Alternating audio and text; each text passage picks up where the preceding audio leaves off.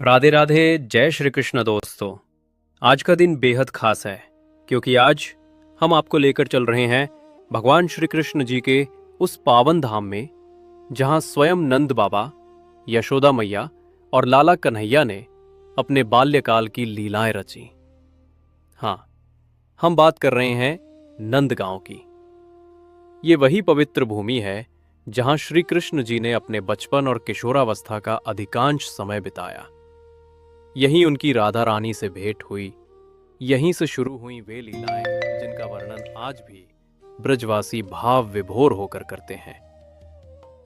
नंद भवन।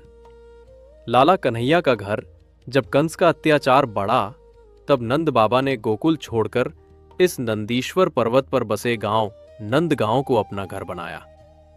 यहीं बना नंद भवन, जहां श्री कृष्ण, बलराम, नंद बाबा और यशोदा मैया निवास करते थे। भवन की दीवारें आज भी उन दिव्य लीलाओं की गवाही देती हैं जहां बाल कृष्ण माखन चुराते, गायों के संग खेलते और अपनी मुरली से पूरा गांव मोहित कर देते थे। नंदीश्वर महादेव का मंदिर नंद भवन के समीप ही स्थित है। नंदीश्वर महादेव जी का मंदिर, कहा जाता है कि जब भोलेनाथ बालक कृष्ण के दर्शन करने आए तो यशोदा मैया ने उनके रौद्र रूप को देखकर दर्शन से मना कर दिया। तब भोलेनाथ पास के वन में जाकर बैठ गए। कन्हैया के रोने पर जब उन्हें बुलाया गया तो उन्होंने यहीं स्थायी रूप से निवास किया। आज भी नंद भवन में प्रतिदिन वही परंपरा निभाई जाती है। पहले लाला का स्नान, फिर उसी जल से भोलेनाथ का अभिषेक। आशेश्वर महादेव नंद भवन से 2 किलोमीटर दूर विराजमान है। आशेश्वर महादेव जो ब्रज के प्रमुख पंच महादेवों में से एक हैं। कहा जाता है कि जब भोलेनाथ को बाल कृष्ण के दर्शन नहीं मिले तो वे इसी स्थान पर समाधि लगाकर बैठे रहे। यहीं के आशेश्वर कुंड में स्नान करने से भोलेनाथ की कृपा प्राप्त होती है। टेर कदम गोचरण लीला स्थल, यहीं पर श्री कृष्ण बलराम गाय चराते थे। कदम वृक्षों से घिरे इस स्थल पर श्री कृष्ण मुरली बजाते और अपने गायों को नाम लेकर पुकारते थे।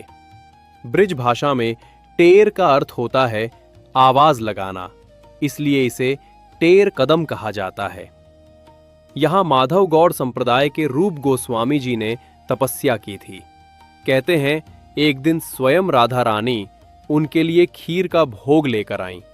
तभी से यहां खीर का प्रसाद परंपरा में है। चरण पहाड़ी। भगवान के पावन पद चिन्ह नंदगांव से 10 किलोमीटर दूर बठेन गांव के पास स्थित है चरण पहाड़ी। यहां श्री कृष्ण जी के चरणों के साक्षात चिन्ह आज भी विद्यमान हैं। यहां गौ माता, बलराम जी और राधा रानी के भी पदचिन्ह देखने को मिलते हैं।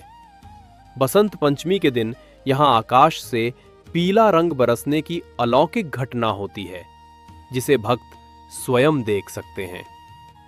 यहीं पर भगवान ने ग्वालों की प्यास बुझाने के लिए अपने चरणों से चरण गंगा प्रकट की थी। यशोदा कुंड, ये वही स्थान है जहां यशोदा मैया हर सुबह कृष्ण और बलराम को स्नान कराने आती थीं। कुंड के तट पर यशोदा मैया का एक सुंदर मंदिर आज भी मौजूद है। पास में अनेक संतों की तपस्थली और गुफाएं हैं, जिनमें से एक बाल कृष्ण दास जी की गुफा आज भी भक्तों को भाव विभोर कर देती है। पनिहारी कुंड, ये वही कुंड है जहां गोपिकाएं जल भरने आती थीं और नटखट कन्हैया उनकी मटकियां तोड़ा करते थे। कहते हैं कि राधा रानी की सखी माधवी सखी, जिन्हें अगले जन्म में मीराबाई के रूप में जन्म मिला, उन्हें श्री कृष्ण के साक्षात दर्शन इसी कुंड पर हुए थे। यहीं के पास स्थित है रास मंडल, जहां आज भी हर वर्ष रास लीला का आयोजन होता है। कहा जाता है ब्रज की पहली रास लीला की शुरुआत यहीं नंदगांव से हुई थी। संकेत वन, नंदगांव और बरसाना के बीच, वो स्थान जहां राधा और कृष्ण का प्रथम मिलन हुआ। यहां एक विशाल वटवृक्ष था, जहां वे एक दूसरे को संकेत दिया करते थे कि अगली लीला कहां होगी। इसीलिए ये स्थान कहलाया संकेत वन। यहीं माधवी सखी ने अपने शरीर का त्याग किया था और अगले जन्म में मीराबाई के रूप में अवतरित हुई। मोती कुंड, ये वो अद्भुत स्थल है जहां श्री कृष्ण ने मोती बोए थे। कहते हैं राधा रानी की सगाई के समय नंद बाबा को उपहार में मोती देने थे, तो कृष्ण ने स्वयं खेत में मोती बो दिए और आज भी उस स्थान पर वृक्षों पर मोती जैसे फल लगते हैं। इसी कारण यहां श्री कृष्ण को मोती बिहारी जी कहा जाता है। पांडव गंगा, ये स्थान अर्जुन द्वारा प्रकट की गई गंगा धारा का प्रतीक है। अज्ञातवास के समय अर्जुन ने अपने बाण से गंगा जी को यहां बुलाया था।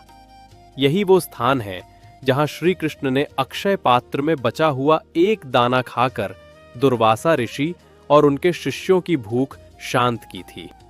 वृंदा कुंड वृंदा देवी की ये भूमि राधा कृष्ण की नित्य लीला स्थली मानी जाती है।